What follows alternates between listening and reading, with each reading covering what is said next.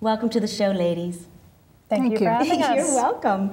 So we have Rachel Lloyd-Miller, who is the interim president, and Hope Payne, who is the program director. Thank you so much for coming, because I know you ladies are very busy, but this is a very special issue in my heart. So we know that CASA stands for Court-Appointed Special Advocate. But tell me what CASA's mission is.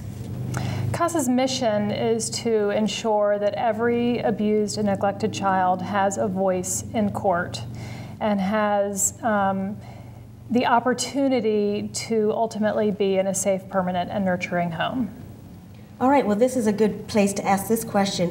Who decides that? How do we get from the dangerous place where the child starts to being under the care of a court-appointed advocate?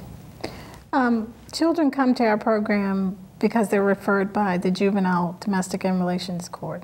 So if a child is in a situation where they're unsafe, usually someone will make a call to the Department of Social Services, and then the Department of Social Services will do an investigation and then determine if they're going to file a petition before juvenile court. And then once that petition is filed, then the clerk's office will call us, and then we go to the hearing and get involved. Is that the first time that you'd meet the child? It can be, but oftentimes we don't see the child at that first hearing. And in most cases, the CASA supervisor attends that hearing and may never actually see the child. It's the CASA volunteer that actually goes and sees the child in the home.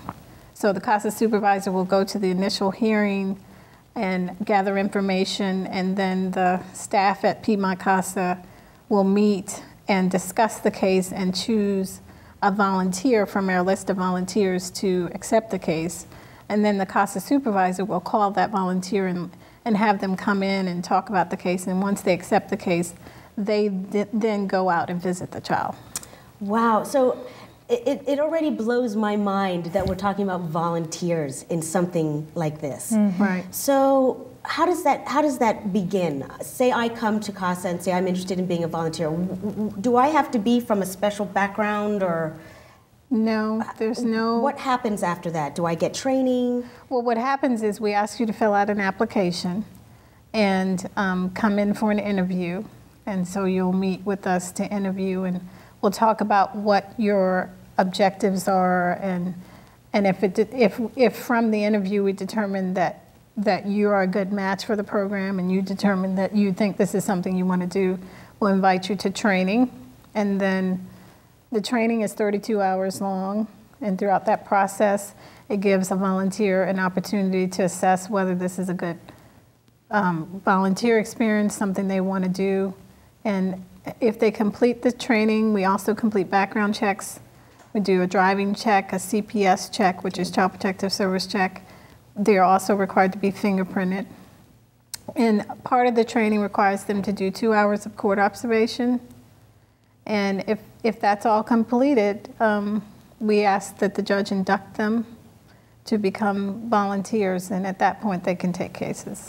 It's an incredibly, I mean, you said it, it is an incredibly amazing thing that every single year volunteers step up to do a job that is tremendously hard and emotional and serious and requires a lot of skills that, you know, your regular job would require you to do. And people just keep coming. They're motivated and inspired to help kids. It's amazing. That's amazing. So how many would you say you have right now at CASA? How many volunteers? Yes, how many volunteers? We have about 110 who are in the program, and there are probably 95 who are currently assigned to children. Oh, wonderful. And so the children that need volunteers and advocates have them right now, or you can always use... We can always use more, and right. Hope can address probably what the state of our wait list is right now of children. Right now, we have a board full of cases that are in the process of being assigned. Either we're waiting on an order to be signed by the judge, and we have a volunteer waiting to take the case, or there are probably about six of those cases on the board where we don't have a volunteer at this time ready to take the case, either because we're waiting for a current volunteer to get dismissed from a case so they can take another one, or I guess that's pretty much it, because we've assigned, I think, about all the volunteers that we recently trained. We recently trained 23, and we've just about assigned them all. Do you find that kids fall through the cracks at all, or do you do everything you can for that not to happen? I mean, how do you avoid that when you don't have enough volunteers? What happens to those children? That's a great question. Yeah, that is a great question. We try not to have it happen. Yeah. We try to assign every single case that is referred to us. Sometimes a case will come to us that is actually not an appropriate referral for us. The allegations are not substantiated, or for whatever reason it's dropped in court, and therefore we drop it off of our list. It is not the norm that we deny a kid purely because of the fact that we don't have a volunteer. But it does sometimes happen that they sit on our wait list for a month or two. Right. And the one thing that's important to also point out is if we cannot serve a child, they have a social worker usually working with them. They probably have a therapist. They have other service providers working with them. So if they do not get a CASA volunteer, I don't think they'll fall through the cracks.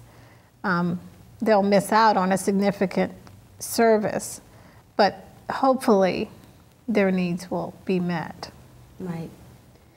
Can you give me any case studies? I mean, I know that some of the issues are just horrific, but can you give us a typical scenario of what an advocate might have to deal with with a child? Like a typical, let me go back.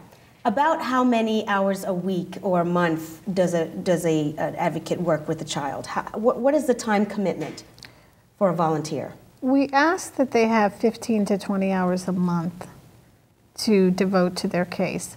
And there's some months where they only need to work 5 hours, but then there are some months where they may work 25 hours. But we ask that they, delegate,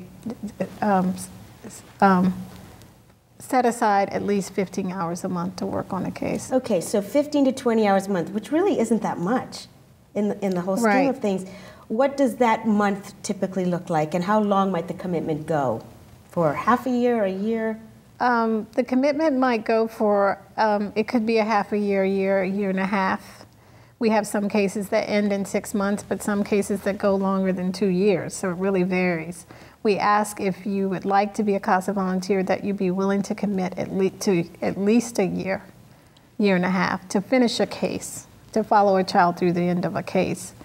But a typical month might include attending team meetings, which is a meeting of the professionals working with the family. So the social worker would be present, the child's therapist, the parents, the foster parents, different people who are working directly with the child will meet on a regular basis. Without the child?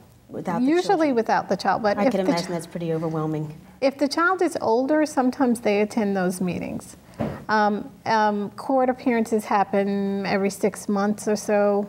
So you might have a court appearance in a particular month. Certainly seeing the child, we ask that you see the child once a month, face to face.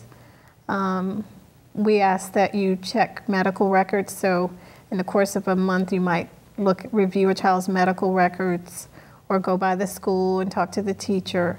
So any number of things could be at hand for you to do in a particular month, and you just sort of plan it out as you work in your case. But before hearings, we ask that you write a court report, and those months require a little more work than other months. Right, I would imagine. That's kind of our product. So our product, we conduct an investigation for the judge specifically to find out everything about the child and the situation that we can, so that that judge is armed with as much information as possible to make the best decisions for the child.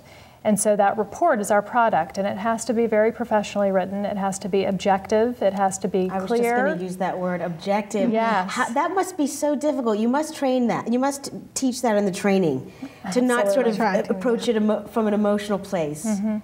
It's really important to be able to see things from multiple sides and not to bring your own baggage into the role as a volunteer with you, and to be able to see positives where it's difficult to see positives and strengths where it's difficult to see strengths. We do make recommendations to the judge based on what we have seen and observed, but ultimately, of course, the judge is the one to make the decision. That's really spectacular. I'm really interested to know something about your community partners. You have a couple of very special community partners, don't you, with GE? Can you tell me a little bit about that, and also with Project Serve? Well, I can tell you about GE. I mean, I just have nothing but wonderful things to say about them.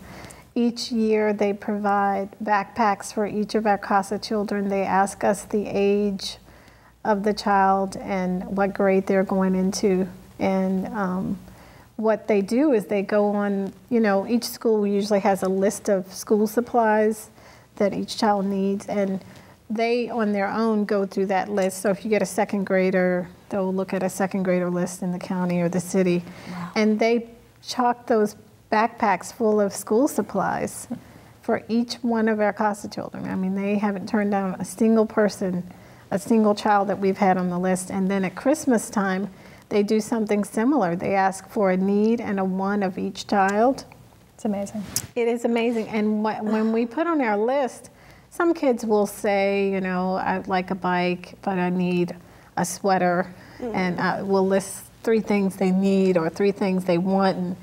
And GE's, what they've been doing is they tell the person who picks this child, you can get all the gifts that they've asked for or one of the gifts.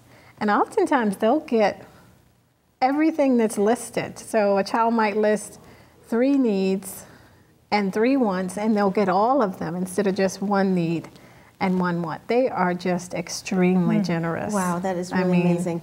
Yes, they love to give to our CASA children. And is that nationwide, or is that just a Charlottesville partnership? Wow. As far as I know, it's a Charlottesville That's really partnership. special. Yeah, it's wonderful. Yeah. And then you have Project Serve with the UVA students. They come in and so this is a very different piece of the picture, but Project Serve every year comes in at the beginning of the year, and we do, you know, a huge fall mailing to all of our wonderful donors. And Project Serve students come in and address 2,000 envelopes for us because Piedmont CASA it's a very personal mission we have, and so we treat every mailing very personally. We reach our donors in a personal way, and that starts with a hand-addressed envelope and personal notes to all of them, and Project Serve kicks that off for us every single year. UVA students. Yes. Fantastic. Anecdotes, happy endings? They do happen. They do happen? They do happen. Yeah. Do you have any that stand out? Well, I can think of a case where a particular child had experienced some abuse with one of her parents, and the parent and the child were separated. And there came a time when the CASA volunteer was meeting this child regularly. The child kept saying, I really want to see my mom. Can you please see if I can see my mom? And the team of professionals that were working with the family didn't think it was a good idea for them to visit so soon. And the CASA volunteer at every team meeting would say, she wants to see her mother. Is there any way we can arrange a supervised visit? And the team was thinking, yeah, we'll do it, but let's do it 4 or 5 months from now. The CASA volunteer kept advocating for it because the child kept asking for that. And eventually they allowed her to see her mother sooner rather than later. And it really changed, turned the case around. The mother started to, she was motivated to work on her parenting skills. The visits happened more frequently, and they were reunited. It was one of those situations where we weren't sure it was going to be a good idea for her mother to be reunited with the family. But the visits happening early caused the child to be less stressed because she was acting out at school and just not very happy, just tense, really wanting to be connected. So it turned things around. It did. And we have our happy ending in that instance. Well, we love happy endings. Yeah. At least we have some happy endings. We're coming to the end of the interview. I know our time goes so fast. we know that other than volunteering, you can donate Absolutely. to CASA, and they can find that information on your website. Yes. What would you say right now to the busy person that would love to volunteer, but oh, I'm so busy? What would you say to that person? I would say most of our volunteers work full time. It's a serious, but a flexible opportunity. And if you're thinking about it, if you want to help local abused and neglected children, at the very least, come to an information session. At the very least, get in touch with us, and we can talk you through it. Tell me your website, and we'll put it magically at the bottom of the screen. www.pcasa.org. Well, thank you so much for everything you ladies do. Thank you. Thank you so much. We really appreciate that. And check out CASA's website, because as I said in the intro, you could make a difference in a child's life right here in Charlottesville. So thank you for tuning in for another episode of What's Going On Seville and supporting Kids Making Television. We're going to have the Pollocks take us out. See you next time.